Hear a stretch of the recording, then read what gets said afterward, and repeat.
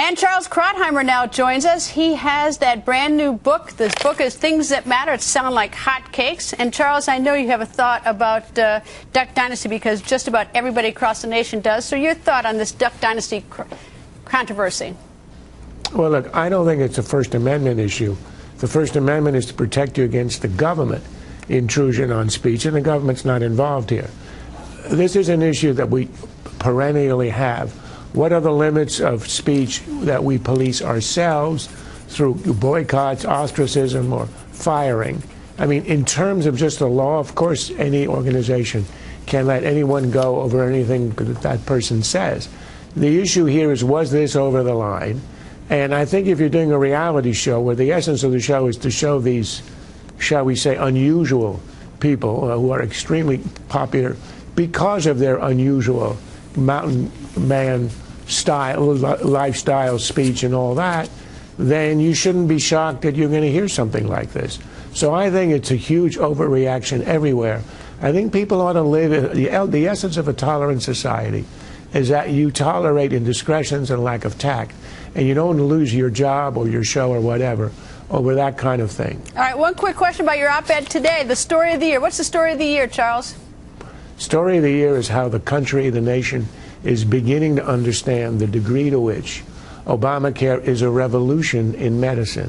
It was sold as something that would simply make the current system a private enterprise system, increase the competition and the fairness and all that.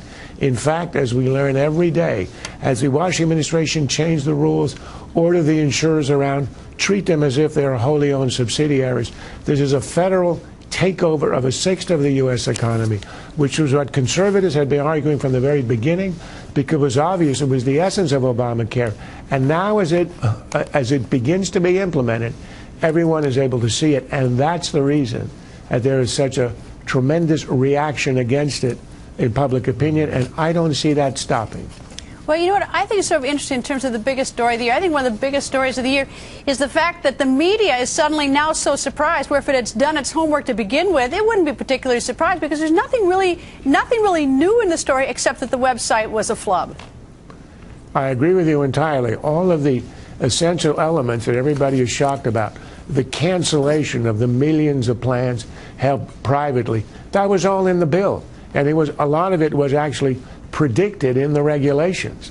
Right now, the regulations that the administration itself has issued estimates that there are about 50 to 70 million Americans who in the future, meaning probably next year, have plans provided by employers that can be canceled because they don't meet the arbitrary requirements the administration has imposed on health care plans. So this was all in there. No one looked at it. Remember, as Pelosi said, we're not going to know what's in it until we pass it. Well, we passed it, and now we're learning what's in it. And those who didn't look at what's in it are all of a sudden shocked and dismayed. And that's the reason the Democrats are stuck with this. There's no way to undo what is being done right now. We only have 30 seconds left, and in your op-ed you says, I don't care a whit for the insurance companies. They deserve what they get. They are now wholly owned subsidiaries of the government. The idea that this is an alternative to government control, which is the way it was sold, was a fraud. This is government controlled, disguised as an independent system. But the way that Obama and HHS change the rules every hour on the hour is an indication of how little autonomy the insurers have. This is nationalized medicine, and we're now getting our first bitter taste of it. Charles, thank you very much. Nice to see you, sir. Pleasure. Thank you.